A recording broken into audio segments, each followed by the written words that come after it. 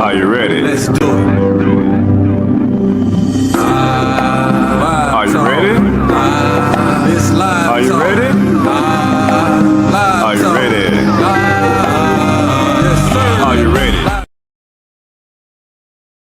All right, greetings and welcome to Live Talk. I am your host, Arthur Jeremiah, alongside my co-host, the minister, Samuel. Hey, welcome back again to Live Talk. Indeed, it is a good time to be live. Right before we get into anything, we're going to go by general statement and our disclaimer. Live Talk is proudly powered by TBS Goodwill, Builders of the Highway Foundation, and Men of Purpose. Together, we're bringing about awareness to the everyday challenges facing individuals, communities, and our nation. We tell our stories, listen to yours, and always respect different perspectives. Want to share your voice? Email us at livetalkorl@gmail.com to be a guest, or if you would like to contribute to our mission, purpose, go to livetalkorl.com to give a donation.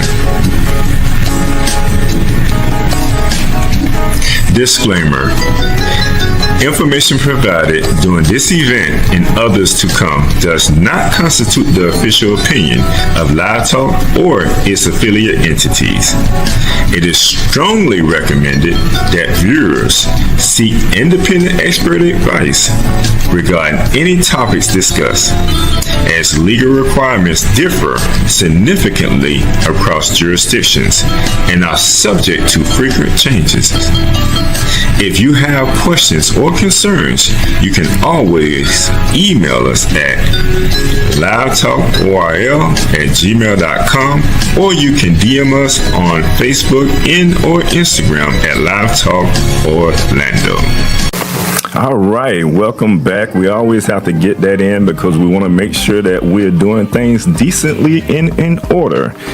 So, Minister, how have you been, brother? I've been doing wonderful. Just great, man. Thanks to our production and producing staff to get that disclaimer effected. Right. Remember I used to say that. It was a lot. Yeah, too much. Somebody took that burden off, so we certainly appreciate that. Right, and we want to make sure it's clear when it comes to our program and our show. You know, my last 2 weeks been pretty good. You know, been busy. You know, we in the middle of tax season, so we always trying to make sure that we stay up to date on the most current laws and assisting and helping our clients. So that's a beautiful thing. So that's how my week been. My last 2 weeks been digging in books and laws, research. In other words, you got your track shoes on one foot, and you're wearing out both pencils and both pens in both hands. Right. All right. So before we get into anything else, we just want to give you a rundown of the show today. First, we'll have the minister word of today. Right after that, we'll go to a short commercial break. And then our main topic today, we will be recognizing a local businesswoman who has made a difference in many lives in the community. And then right after that, we'll go to another commercial break just to kind of give us a break, but we're going to continue on that topic. And then we'll end with a motivational quote, a reading by the host. So, with no further ado, Minister, what is the word of today? I'm gonna do a real quick shout out to today's my daughter tomorrow's birthday, so I want to give her a shout out, let her know. Well, let's give her applause. Let's give her applause. That she made it to another day. Right.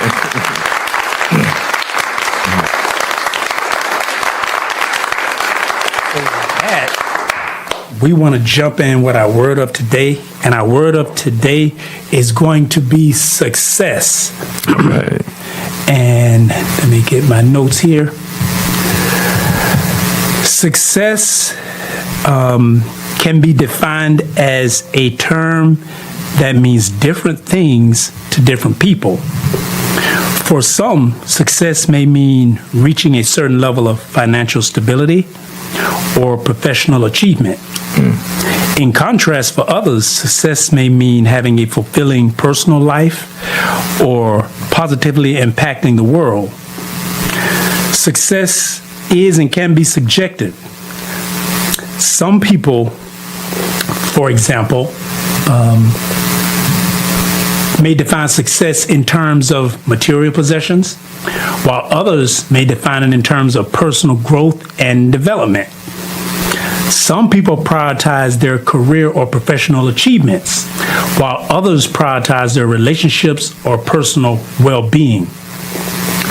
Ultimately, success is something that you define for yourself based on your values, passions, and goals. And I wanted to share a quote from a very successful woman, since this is Women's History Month. Right. And we're going to be bringing a successful woman on our show. Right. The quote states, "I was once afraid of people saying, 'Who does she think she is?' Now, I have the courage to stand up and say, 'This is who I am.'" And that quote came from Oprah Winfrey. Yeah. This is who I am. Now that's powerful. You know I am. You know who I am is, right? See, the I am. See, she went a lot deeper than the surface. Right.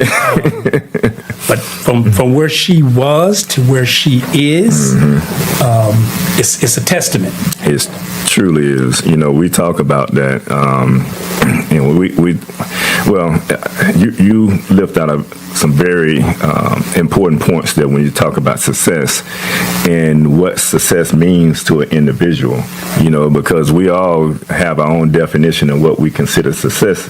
Right. And I think we need to all take that into consideration. Just because a person, I think we had my brother-in-law on the show, and he felt like his story, Yes. you know, he felt like he didn't meet a certain standard, so he didn't feel like his story meant anything. But you have excelled, and you have succeeded. Yeah. You conquered and beat the giant. You know, that's success. He had a mountain of success. Right. He climbed the hill so far, he didn't realize he was standing on top of a mountain. Right. And success ain't you made $1 million. It ain't all about the money. It's about those values that you just mentioned. It's about the values that really touch you, you know. Right. That's what really success is all about. So thank you, brother, for that word of today. And we'll get deeper into that. So for right now, we'll go to a quick commercial break, and we'll come back with our guest. At NOY Store, we bring culture, style, and wellness all in one place.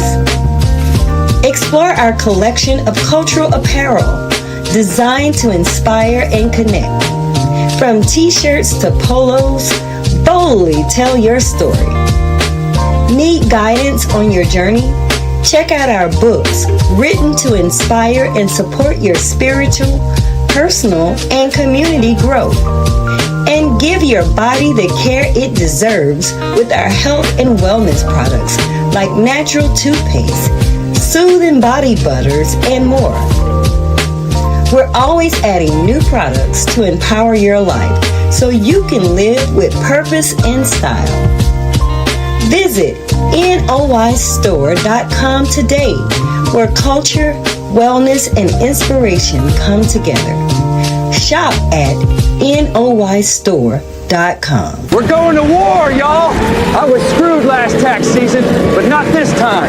I got a pro to be my co-pilot. Scott & Associates Accounting ain't just there when the IRS comes knocking on your door. They do all the preparation work and the planning. That way my plane is fully fueled up and stocked with bullets. Scott's firm is completely family owned, so yeah, they treat your money like Christmas dinner. Seriously, dude, you never pay more than you have to. Now let's say, God forbid, you do make a mistake during the year. These guys will help you get back on track faster than you could say back-to-back World War champs. Whether you're a small business or want your personal taxes done, they know the tax code like the back of their hand. You'll never have to worry about getting lost in the IRS trenches when you have the allies on your side. They do more than balance books. They empower entrepreneurs to make smart, confident financial decisions all year long. Because Scott & Associates always treats me like family, I refer my family to them. So when preparing for my taxes, and I know exactly what to bring in coming in, it makes the process so much easier. Anyone should hire Scott & Associates because they are professional, respectful, and very knowledgeable. And with all of my heart, I can always count on them.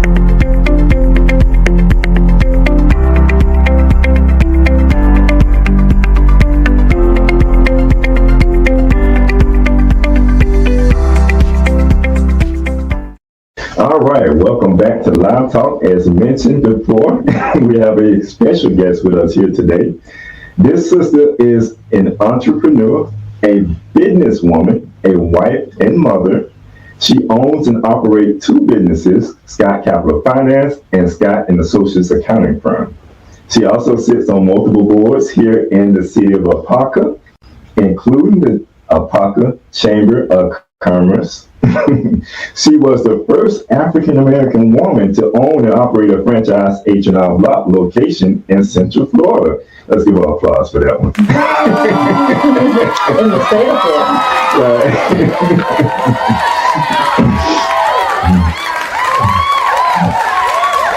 Florida. And not only that, the location she has was in top 100 out of 3,000 franchise locations nationally, that is. I can go on and on about this sister, all her accolades, but thank goodness she's here with us today and she can help us out with this. And I'm honored to be here today. So with no further ado, welcome to the show, Miss Finance Pro, Angela, AKA Abigail. Let's welcome her to the show with another applause.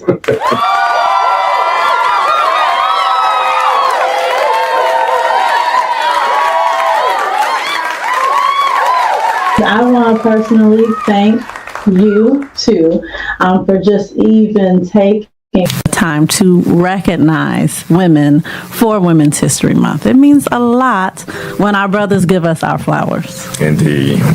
Welcome. Welcome. So with all the great things that you are doing in business in the community, where all this started from? Woo! That you just want to come heavy with the questions. Honestly, well, according to my mother, she would say all the time that entrepreneurship was a path that she always knew I was going to go on. Based on, most parents, they sit their children on their lap and they're just like, what do you want to be when you grow up? And my brother, I'm going to be a firefighter or a policeman. And my sister, I'm going to be a teacher. And my mom's like, no, you're going to be a nurse. And then I was just adamant because I think she tried to tell me I was going to be a teacher. And I was like, no, I'm going to be a chocolate ice cream man, whatever that was at 5. I was like, I'm going to be a chocolate ice cream man. So for her, I always knew that I was going to be she always knew I was going to be in business for herself because she tried to talk me out of it. And I was like, no. Chocolate ice cream. Yeah. And that's what I'm selling and that's what I'm doing. But, later on as an adult and, as a woman of color, just being real, because I always want to be real on any opportunity that I get to speak on. The truth of the matter is, I wanted to have my degree like most people, and I wanted to believe in corporate America and, that saying of climbing that corporate ladder. So for me, at first, I started off on the path where it's like, okay, I want to work hard, go to a college, get a degree, and make my way to having that corner office. That's the picture that they paint with benefits and all that other stuff that comes with it. Well, at a very young age, corporate America, going through that experience, I knew would not suit me. And so I was blessed to have a spouse that was heavy on entrepreneurship, and his words is what resonated within me when he said, I will never allow another man to determine how I provide for my family and how my future is going to be. I will never put my future in someone else's hands.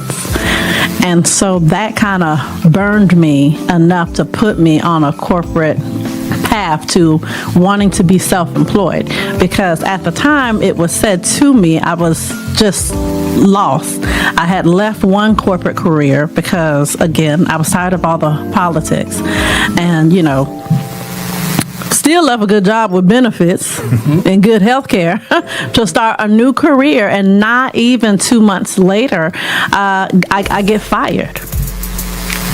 And so, of course, no one likes to be fired. That's when you feel broken.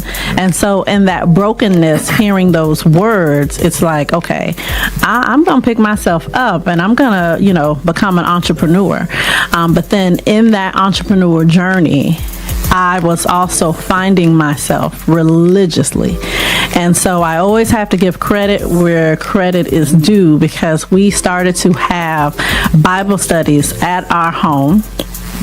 And, sleep in peace to Elder, Jacob. Yeah, Jacob, yes. He had a whole library series with the Boss in One.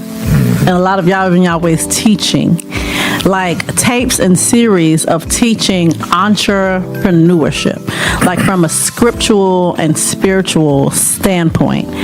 And that those teachings, like, it's crazy, but we used to study from like 9 a.m. or 10 a.m. and sometimes not stop till 6 p.m. like in the evening.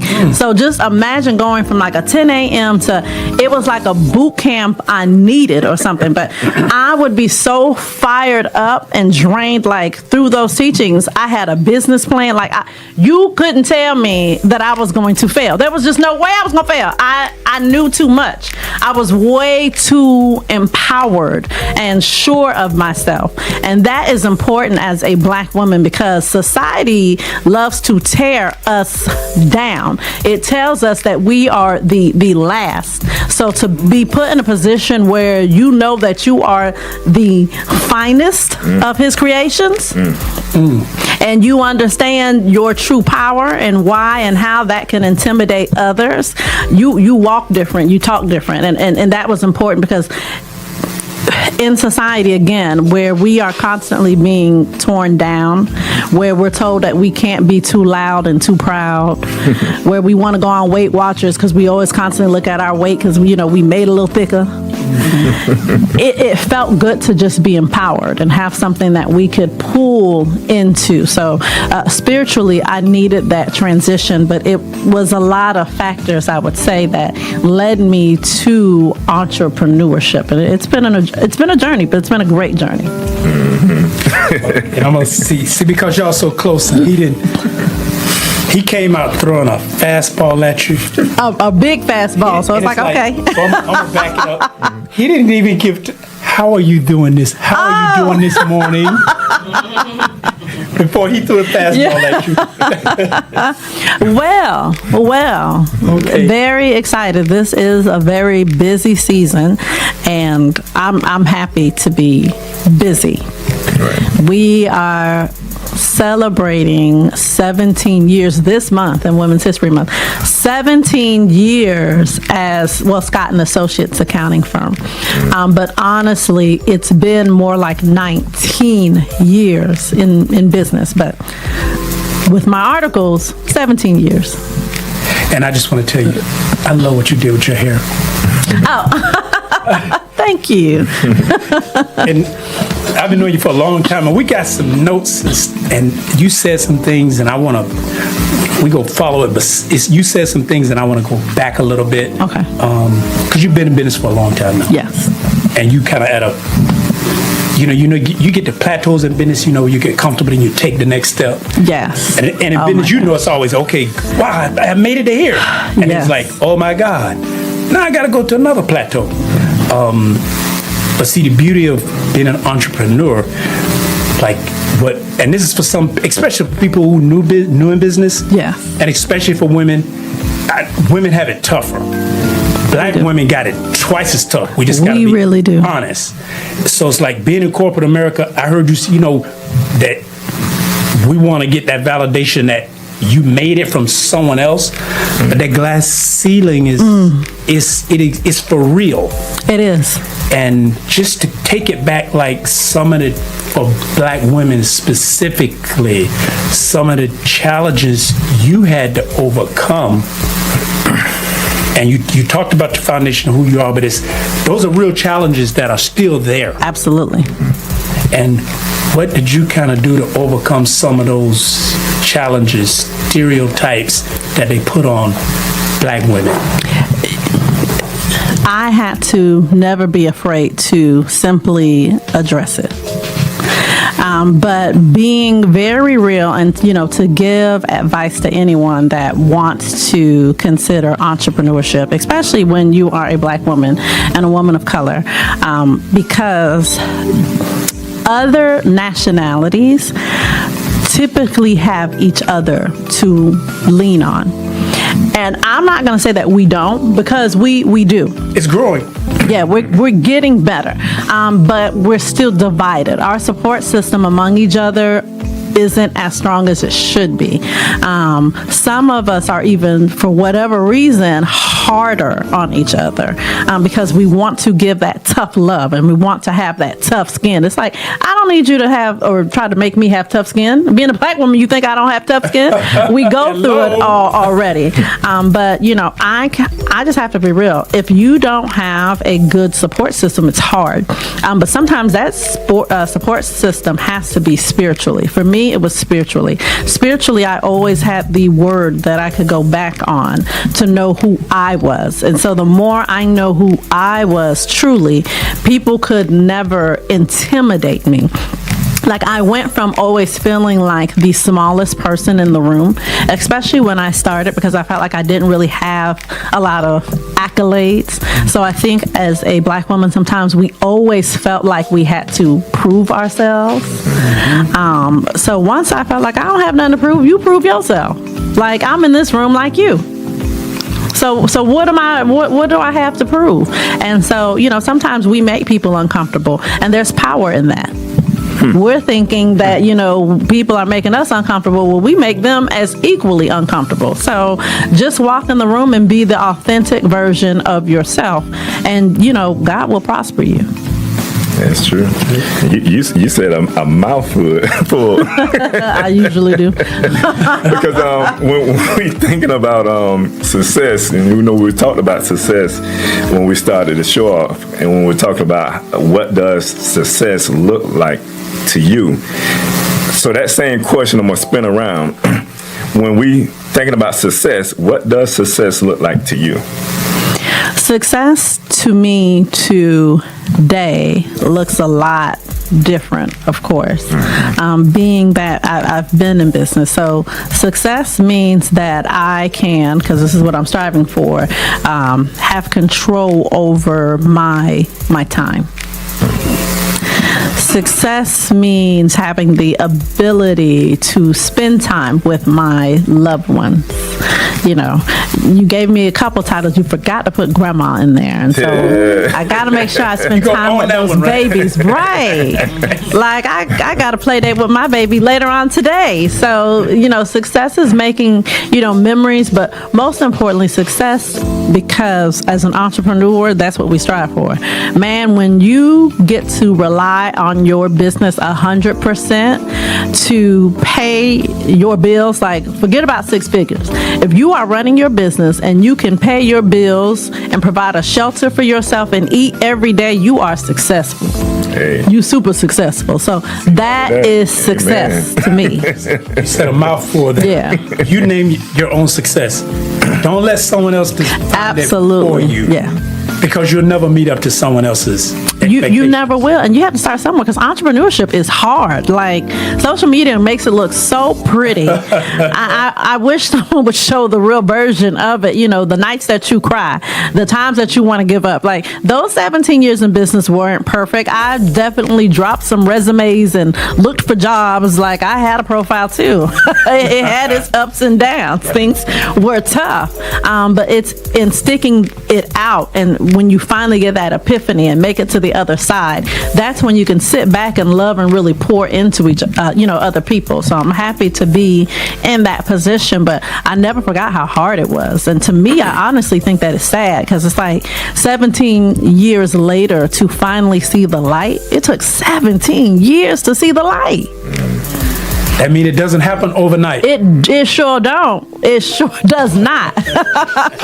It's like I should have been in therapy. It requires a lot of dedication, absolutely, a lot of hard work. But see, you gave out some nuggets that people. I'm gonna point out the nuggets to you. Get them out, and they might not hear it, of being able to take care of yourself and your family, because you at a point, you're not looking for someone else to do that for you. No. You do that for yourself. Right.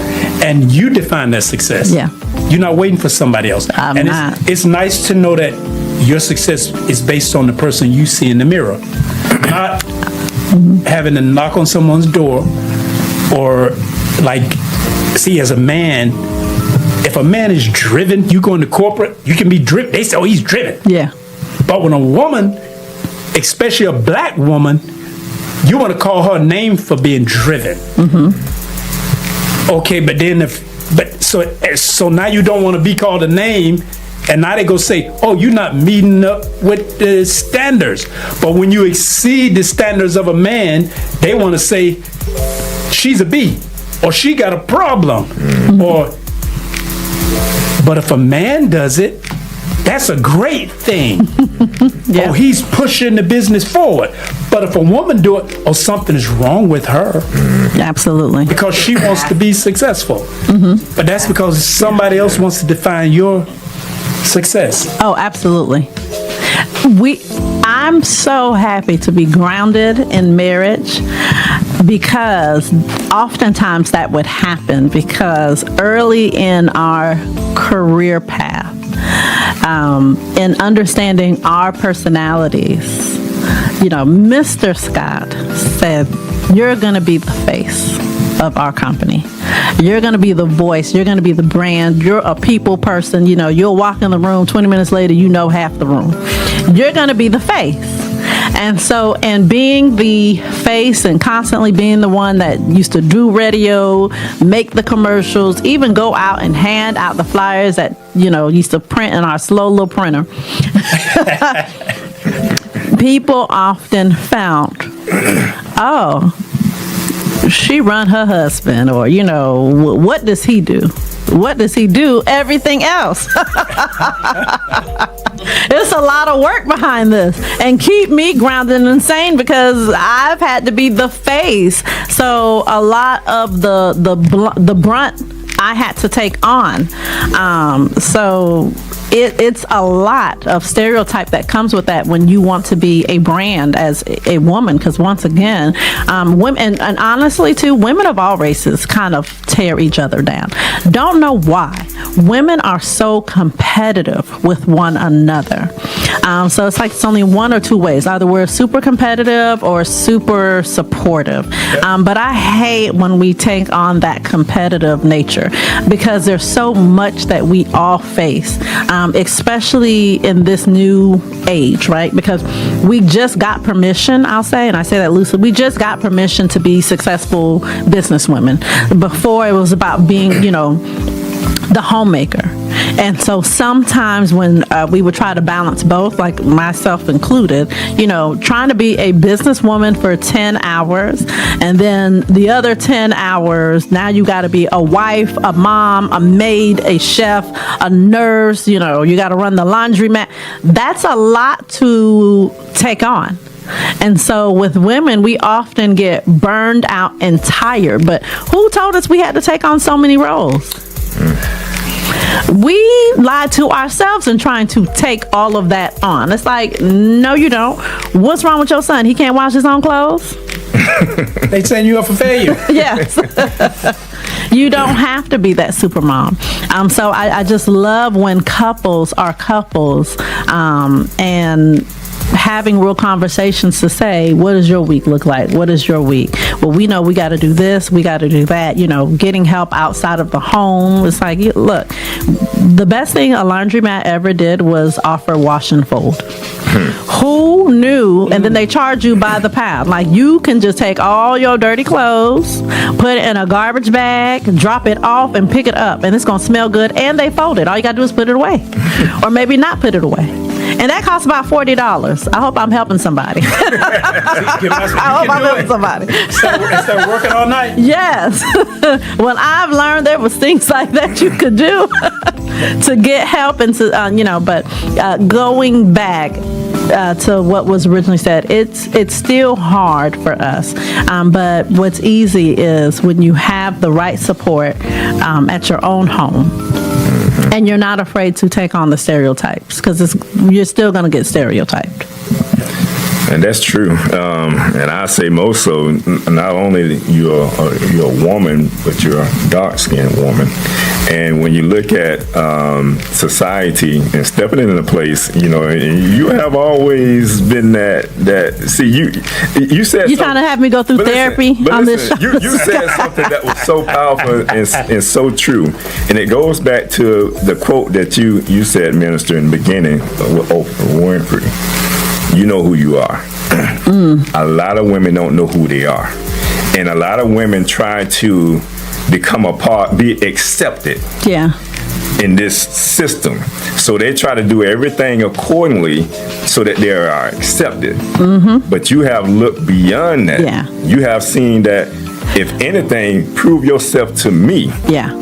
Well, I'll share a quick story with that because I found myself trying to be accepted. I got all kind of wigs in the top of my closet to show the many transformations of myself. But years ago, there was like a professional organization, and I got a part of this organization at a very young age, and I was made to feel like I didn't belong. And I wanted to leave this organization because oftentimes I would feel out of place and cry. However, there was a prominent African American sister at that time that basically begged me to stay because they were the only African American a part of this association. So the sister kind of wanted me there as a support because sometimes, you know, it's hard when there's not any of us in the room. So it's almost like we had an understanding that she wanted me there to kind of be her home base.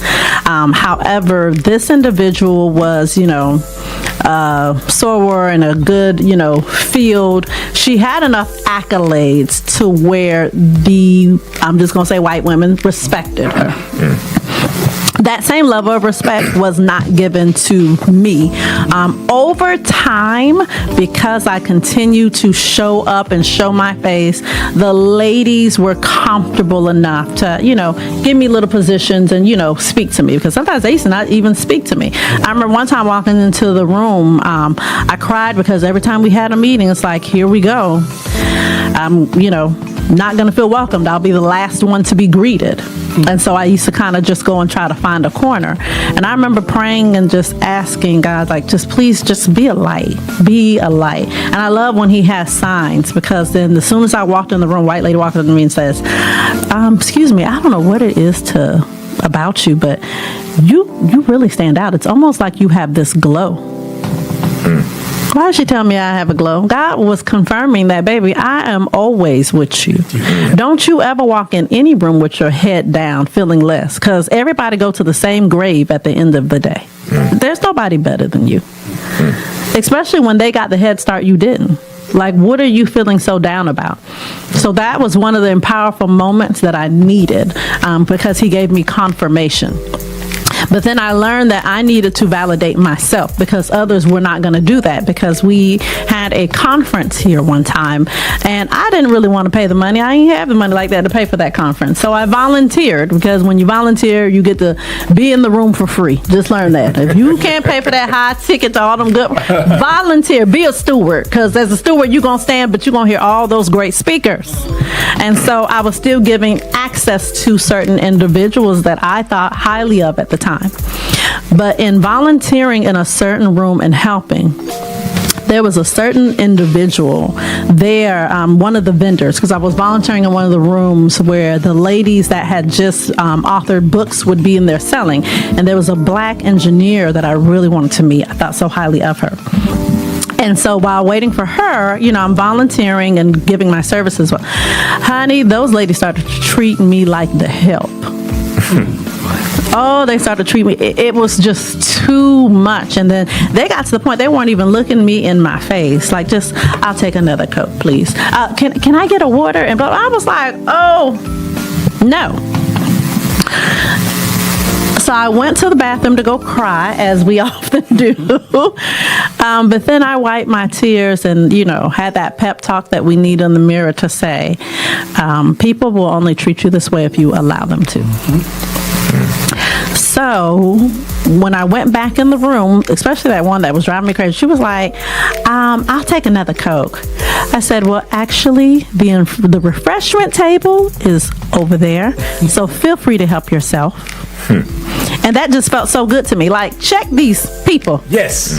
Check them. Right. And then after I checked them, I walked up to the one woman and said, hey, I'm going to excuse myself from the room. I think everyone's been assisted. And I'll see you later. And then I walked into one of the other rooms where I wanted to hear the lady speak. And that wasn't my section, but I was in there anyway because I needed to hear her and have a pep talk. And that's what I did. I left the place that made me feel uncomfortable. But I promised myself that I would never allow anyone to make me feel small. Right.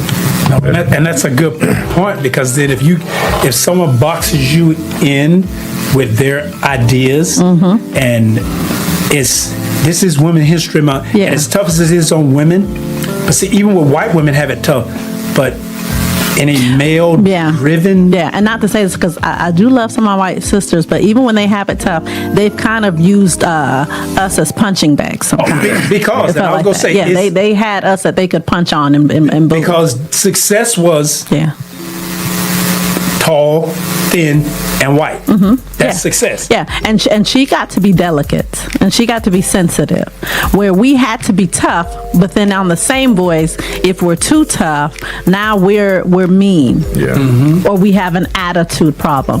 So it's just hard because it's like, okay, well, what do you want from me? If I'm tough, then I'm too tough. If I'm emotional, I'm not tough enough. It's like I have to have thick and thin skin. Like which is it? Right. And first of all, we're not all white and blonde. Yeah.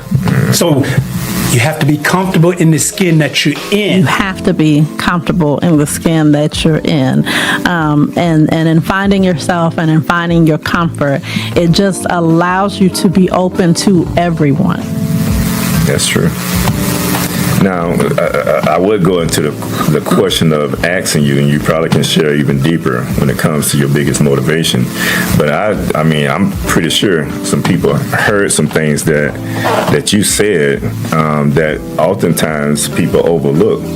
Having that conversation with yourself, reminding yourself of who you are, what you're worth, regardless of, who may have this degree or that degree. Oftentimes we get intimidated by that.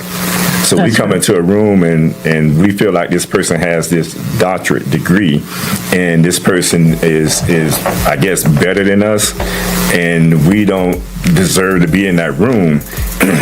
You can have that type of intimidation from that person, or just have the fear of just being in that room. What are some of the things that keep you motivated even to this day? Honestly, because when it came to successful Black women, there was never an intimidation. I think I always got super excited, maybe even overexcited. That's a good when it came to somebody successful, because like, oh, they do exist. And so I would find myself even running home or calling and bragging about people. Like, I am really big on giving women their flowers, because I know it didn't come easy. So it's like, man, she doing this, that, and like, that's what I'm talking about. Like, I want to be a part of that. Like, she got it going on. Like, I live for that. So it's always been other successful women that have been pick-me-ups. And then don't let me see you with braids or natural hair. Like, I'm losing my mind, like, big time. But I always seem to gravitate to that. But what's also helped is when other women thank you for what you've done, or when people give you your flowers, because they don't really realize that we need to hear it, because nobody else is doing that for us. That's true. No one is doing that. So there's so many times where you feel alone, and it is so nice to be reminded, like, no, you're not alone, girl. I see you. I see you. I'm clapping for you. I'm cheering you on. Keep going. That's true. That's true. And she does that every time, and I'm proud of her when she does that, because we do need that support within our community. We often, even with the brothers, we do that when we see brothers are doing great things. But go ahead, Minister. No, I was going to say that's and it's extremely important, and you can kind of elaborate on this. Hopefully you see it, and if you don't, especially for our young sisters coming up, they need to be able to see other successful women, specifically women of color. They do. That look like them, and to know it's okay to be me, and I can be very successful being me, and it's like I don't have to be in I don't have to be in that box. No. And so it's like, and I know you do a lot with adults and youth, but just to touch on the importance of our young sisters coming up, to know that they can have somebody that look like them. The young generation has always had a special place, you know, in my heart. From different things that we've done and tried to have different conferences for the youth. What I do like too is, you know, just in my business, whether a person's coming to me because they say that they want to buy a house, or even when they're young in their 20s and they're just coming in the room with a W-2. It's like, what were you doing in there for 45 minutes? Talking to them about their career path, seeing what they want to do for college, pouring into them. It is so important that we pour into our next generation, because they need that. And then inviting them to things so that they can get involved and get an idea of what business looks like. Because even with, you know, my first granddaughter, I became a grandmother so young. She would be 5 years old walking around the office with me and going to the printer and just doing different things. And now at 14, like, the girl has already had like 3 or 4 businesses. Wow. She's such an entrepreneur. It's like she has her Cash App that's making money. And it's just like, girl, I can't keep up. Like, she's a 14-year-old hairstylist. She does adult hair. She has her own page. But, you know, at one point she was making products and selling lip gloss and just like, but that's what we can do to them. And what's crazy is when people give her compliments, she doesn't know how to take it, because that's all she knows. Right. That's all she's ever been exposed to. She don't know any different. And that's how it should be. That's a breeding ground for success. Very much so. You know, even my youngest, I know he'll be successful. He negotiate now. He works very hard, but it's always for an exchange. Okay. And that's a good thing. Yeah. See, because when you mentioned like when you was in the beginning and printing, and it's like, but you got a laser printer now. Yes. So it's a lot faster. Oh, yes. And see, I can remember you years ago, and I'm gonna tell a little bit of your story. That's okay. Because it's like, and then you talked about... You wearing it from a different lens. Because you talked about, and I remember Jacob, he was a minister, and that power of that, that series on... Awesome Ones. Entrepreneurship, that when you take stuff like that to heart, see, you saw it. And even though when you were starting your business and you were leasing and you were in a smaller office, and I can remember when it was just 1 or 2 of you, but you made it work. And you, as an entrepreneur, you pushed it and made it work. But that spirit of entrepreneurship, it's like you had a vision and a goal that, you know, I need to have some power of ownership. So from, you know, leasing from someone else to fast forward to now to where you own your own business, own your own office. Yep. See, it's for you when your children and the grandchildren, or like for somebody with their first W-2, to be able to come into a black establishment, it means a lot. So you have to be able to, like people say, practice what you preach. That's not stuff we're supposed to talk about. But you're someone who has did it and actually do it on a daily basis. Yeah. That is so true. Spiritually, I will say that one of, and you can help me out, sir, or you can help me out, you're a minister, but one of my favorite scriptures that I used to always remind myself, so I should know what that was, a prophet. But I would remind myself this in the beginning that, as a man thinketh in his heart and in his mind, so is he. I would always tell myself that because I was big on you have to manifest that life that you want for yourself. And oftentimes, because we don't know how to get there, we feel like there are so many obstacles, like one being, well, my credit is shot and I don't have no kind of money in the bank. I ain't got no rich uncle or rich dad. Nobody's rich. Everybody around me is broke. So you tell me, how do I go from broke, bad credit, and no money to the bank to owning a building or even owning a house? People get discouraged every day with home ownership. And that's one of the businesses we have. And I knew that that's what made me passionate about wanting to help people, because I know what it felt like to not have the cash and to not have the credit and to feel like it's just not possible for me. Yes, it is, because it's precept upon precept. Every day you have to work towards that goal, and you just can't give up, because success doesn't happen overnight. If your credit's horrible, having good credit don't happen overnight. It happens over time. So you have to, one of my best mentors always told me, if you want to be successful, stay consistent. And I always echo her words, even though those words got on my nerves when she told me that, because like, stay consistent in what, girl? I'm tired. What you mean stay consistent? You can't give me nothing else. Right. Or tell me something else I'm supposed to be doing. What you mean stay consistent? She said stay consistent and it will happen. Right. And now here I am telling everybody else stay consistent. And it will happen. But you're a living testimony to that. Yes, sir. And who was that? Judith. Judith Israel. Rest in power.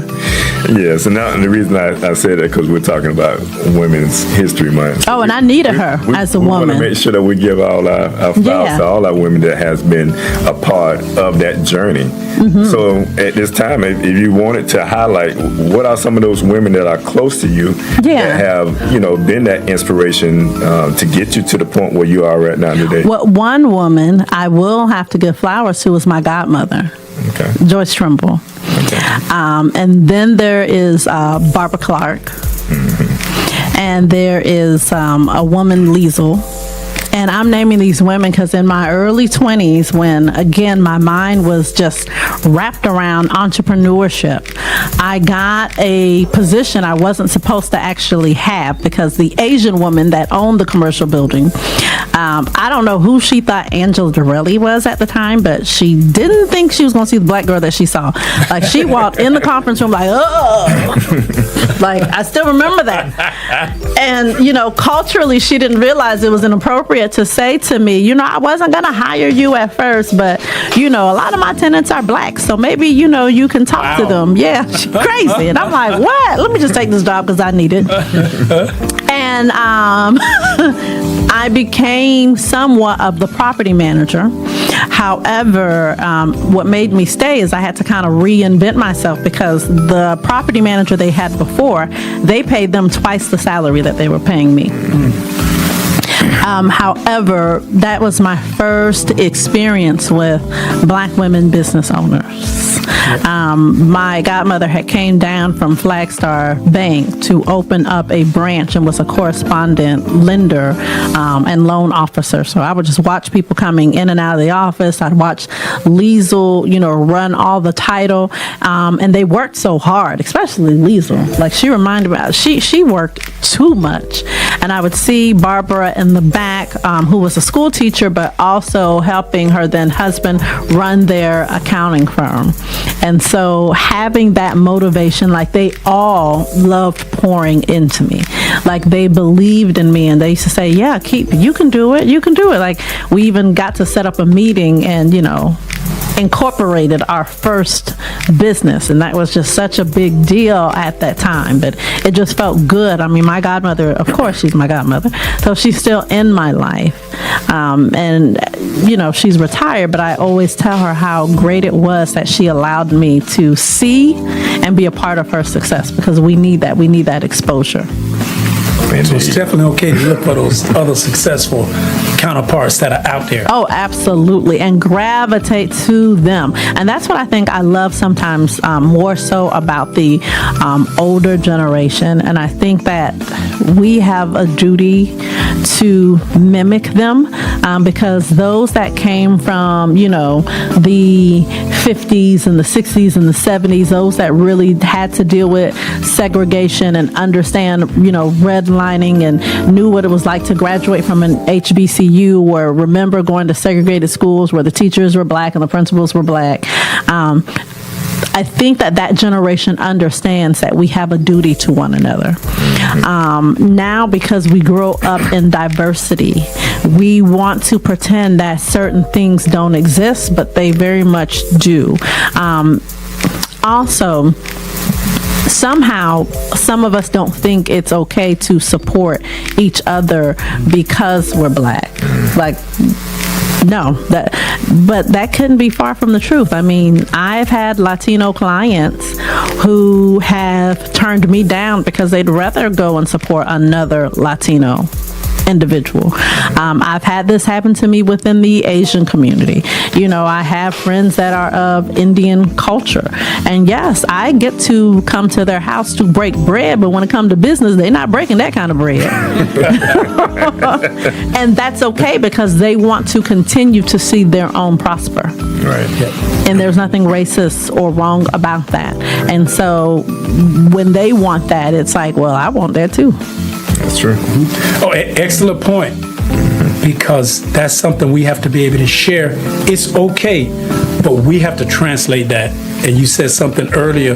We unfortunately sometimes would rather we tear each other down rather than build each other up. Yes. Especially when it comes to business. And then even our value. For some reason, we think support means that, we should not charge a certain amount. It's like we don't think we're worth that. We're getting the hookup.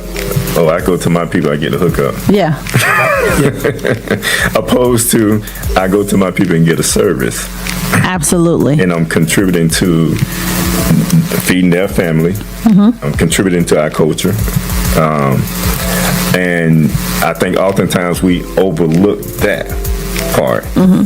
And one other thing that is huge within our culture and our community is we have this stigma for one another. And that stigma is, okay, I give you a chance. And you do it grudgingly. Yeah. You don't do it because you really want to. You do it grudgingly in hopes that something happened so that you can say, I told you so. That's why I didn't want to go there in the first place. Yeah. How often have you experienced that? Too often. And of course, in my younger years, I fell victim to that. So the practice was, being cheap. I used to convince myself that, hey, some money is better than no money. And we often do that. We'll say, some money's better than no money. Be thankful to take something than to have nothing. However, of course, earlier I said 17 years in business. That's 17 years worth of experience. You are going to pay me my worth to have access to me because I've been tried. Right. And, like I often tell clients that are new when they say, well, why choose us? One, I'm not afraid of the IRS. You could be wrong and I'm still not going to be scared because, hey, offer and compromise exists. So there's always a solution. And so when you have someone that doesn't mind, because I always tell people, not only do I know how to read, I like to read. So I'm going to read. I'm going to do my research. That takes time.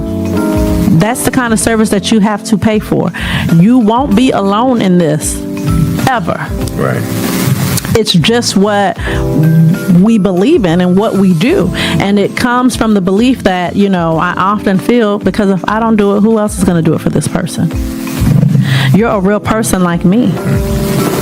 we've had people that have come to us crying and afraid that they would lose their homes or lose their business, and how am I going to provide for my family? That's a language I can connect to. Of course I'm going to fight for you, but you have to pay for it. Right. I often tell people, I used to, when people like, oh my gosh, that's how much you charge, I was like, well, you know, I would honestly do this for free if I could. I would do this for free. I like to help people. But then I'd point to those kids. I say, you see them kids right there, though? Turn out they got to eat. Yep. Turn out I got to be the one to feed them. And we got to pay lights and water. But, you know, I mean, if you got room in your house, maybe I can come live with you. And bring them kids. You take care of us and feed us. The client's like, okay, I get it. I get your point. Yes, please do. But that's something that you really, we have to share that a lot because we miss it. Like you said, in the hookup with a black business. Of course, one of our greatest quotes is the best for less. Right. But that don't mean nothing. Right. Yeah. You don't devalue your service. Yeah. Especially because you're a woman. Because when, I don't know who it is on this, if it's Duke Energy or OUC, they don't give you a discount. They do not. When you go to Target, they don't give discounts. No, they because don't. You're a black woman. Oh, you get stuff for half because you go to Target and your water, your electricity is half. They give you a hookup so you get it for free. Yeah. So how can you give your service for free? Right. And that's the reason other communities can flourish. They can thrive and flourish is because they support one another. Absolutely. And we have to, it's like we should be happy to support one another that way. Right. Sometimes I'll even take my calculator out and tell people, okay, well, how much do you think this service should be? Because, you know, we deal with numbers. I'll let you know that, wait, 200? Okay, you know how many people you have to, look at this. This less than your salary.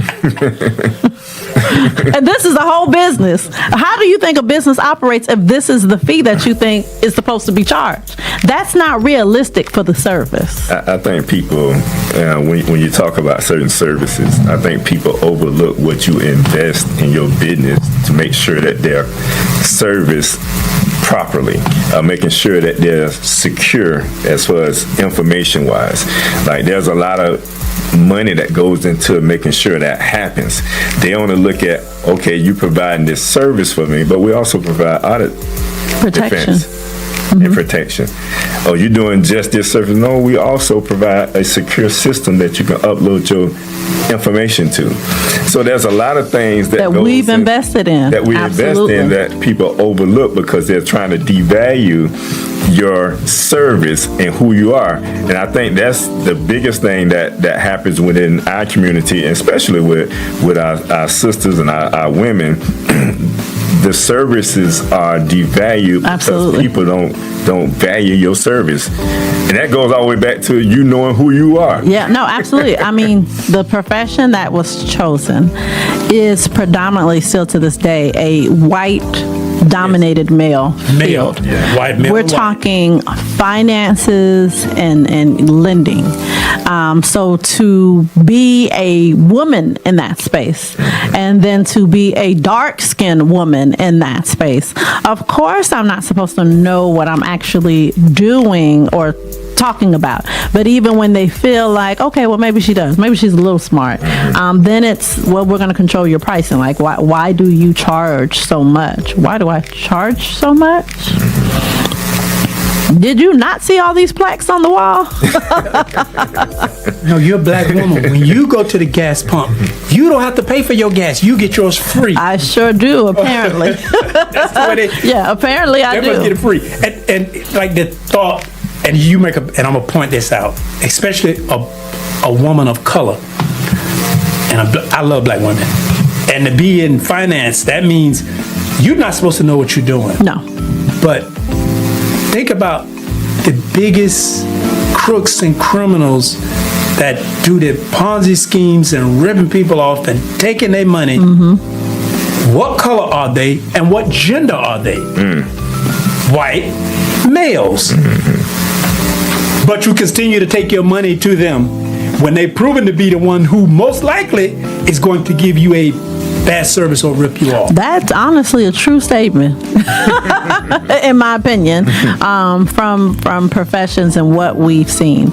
Now, I've never forgotten what was taught within our communities, that we would have to work 10 times harder and be 10 times better.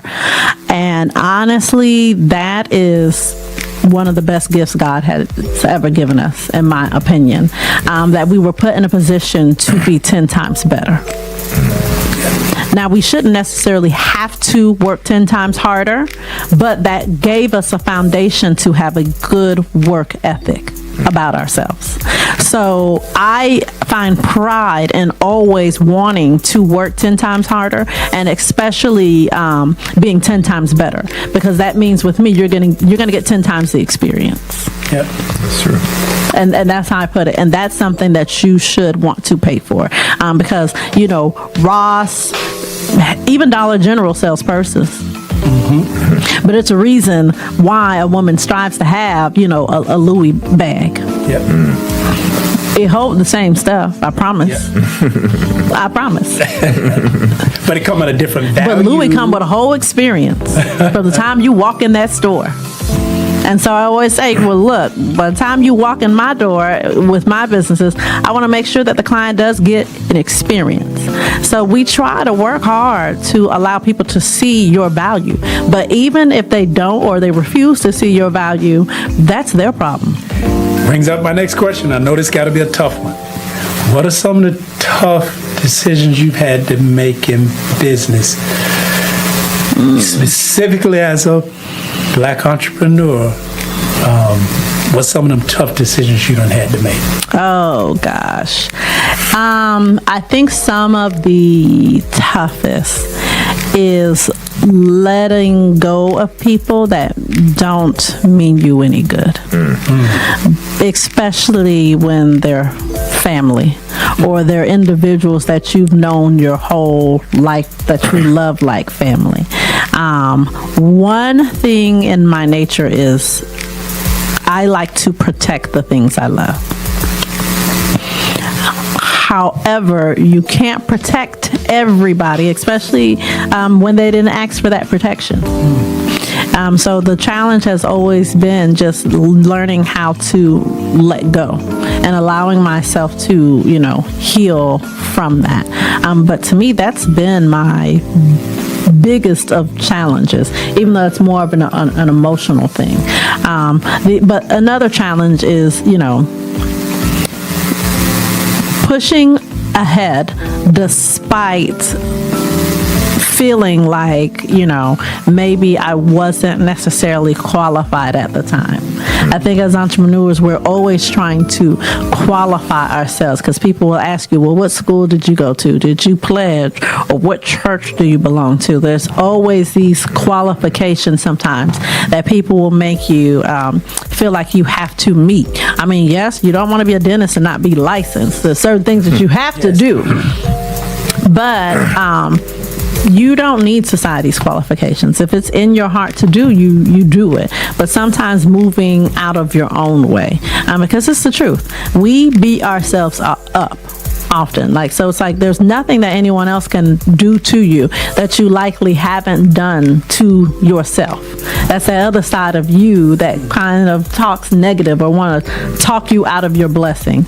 So doing things in fear and being willing to move in fear, that's been a challenge, but it's clearly been a challenge that I've overcome, because, you know, as they say, scared money don't make money, but don't make no mistake, you be scared as heck. You be so scared sometimes. Man, taking risk is scary. Yes. Because the wrong risk can have you homeless, and that's just for real. Well, let me say this, so I want everybody to hear it from a successful businesswoman. Have you ever made a mistake and lost money in business? Heck yeah. Say it again. Have yeah. you ever lost money in business? I want to say H-E and 2 hockey sticks. Look. Absolutely. Lost money to stay in bed. I'm sick with the flu. But see, the key, the beautiful thing is, when you're not afraid, you have a lot more wins. Yes. Then you're going to have losses. It's the truth. But fear, you'll never win. No, you won't. You won't. I mean, I think too, being in the field that I chose, I often get to be around other entrepreneurs, and their stories haven't always been pretty as well. So not everyone gets to meet me for good reasons. So several people have met me and, retained me for bad ones because they were in a mess and a pickle. So being able to witness someone have it, lose it all, and get it again, that motivates you different. Or seeing someone at the very top of their game and lose it all and not recover, it hits home. So going through different experiences with clients has also helped, me to be better, empowered, because that's just business. You're gonna lose some money. But I've often looked at that bank statement I have with a business versus the bank statement I had with no business. And baby, those two bank statements look different. That's a humbling experience. Right. That's a beautiful experience. Yes, sir. And I said, I'm so happy that I ain't hold on to no job bank statements, because I would have never saw this one. Yeah. Well, that's true. Yeah. Because when you think about it, just kind of going back, and you talked about the struggles, and I'm glad you brought that point up. For that entrepreneur, business person that's in business or seeking to go into business, just listening to this show, just listening to you, they have to know that there's going to be some ups and downs. Oh, yeah. They're going to go through some challenges, but you got to be consistent. You do have to be consistent, and it helps to have some type of support system or people that ground you. And it doesn't have to be a lot of people. I'm so grateful because some people don't have their spouses. Yeah. Not every person's spouse is equally yoked to where, they may believe more in corporate America and instead of entrepreneurship. So sometimes people don't even have their spouse, and they make it work for them. Right. I'm fortunate that I have a spouse that believed in me more so than I believed in myself. And then I've had a childhood friend that I would love to call, because that childhood friend makes me laugh all the time, because she's like, girl, please, you were opening bank accounts and you helped me complete my resume when we were 16. I'm like, I did what? And so, having those friends that can give you those flowers to say, no, this is definitely who you are. Like, you got this. Or, even having conversations where my mom had me laugh because I was nervous about something. And she was like, you're a woman king. And it's like, I didn't even know you knew what Woman King was. Who told you about that movie? Or even my aunt, may she sleep in power, who used to, just with her one little words, let me call my niece, because my niece is smart. If anybody know, my niece knows. Just, those people that keep you grounded to say, you know what, I can do this. I could do this. I got this. Let me ask you this one, and I'm hoping you can answer it, because I know you're blessed to have a spouse, someone who supports you. Yes. 100%. Very much so. I couldn't have done it if I didn't. But I know there are some wannabe entrepreneurs, black women, who don't have that, and will say, well, the only reason she was able to do it is because she had him in her corner. But is that a reason to not, because they don't have it? Absolutely not.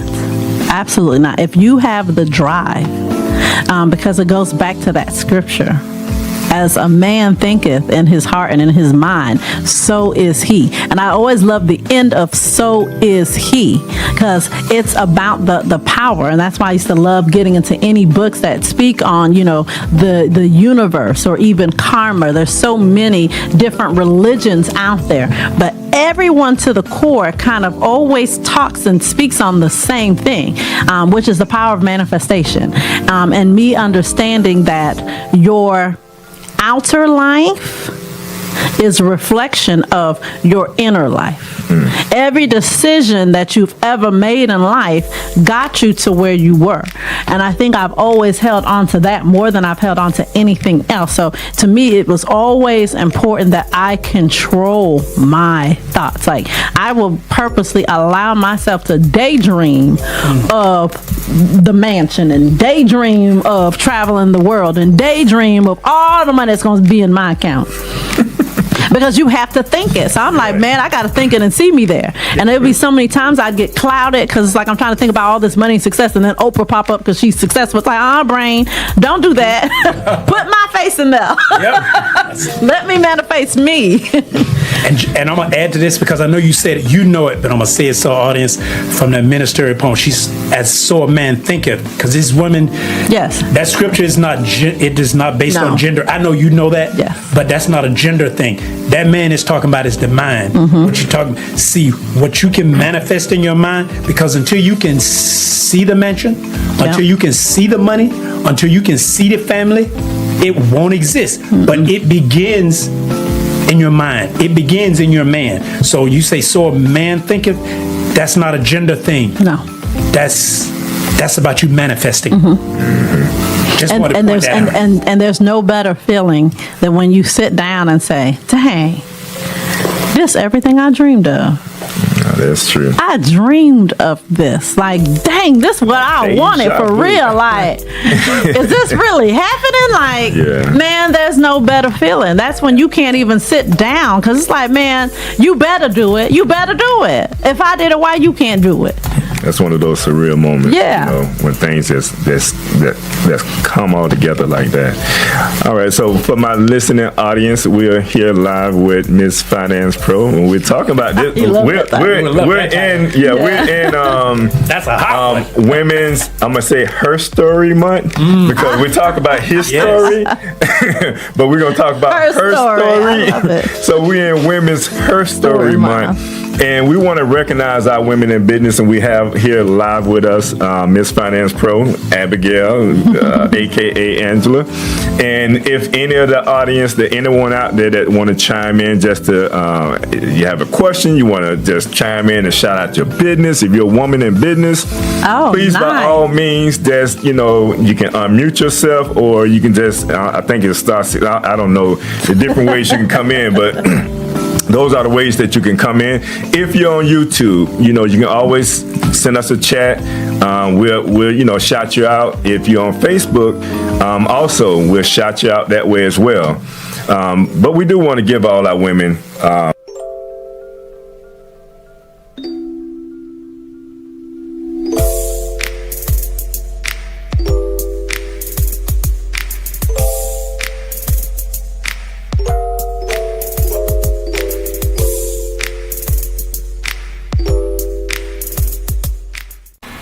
Thank you for watching Live Talk. You can follow us on Facebook, Instagram, and YouTube at Live Talk Orlando. Please subscribe to our YouTube channel. Hit on the notification button so that you can see more videos like this. You want to join the show? Email us at livetalkorl@gmail.com. You can also follow the host on Facebook and Instagram at Arthur Jeremiah. And visit the website, thenoystore.com, to pick up your copy of The Spiritual Significance of a Name.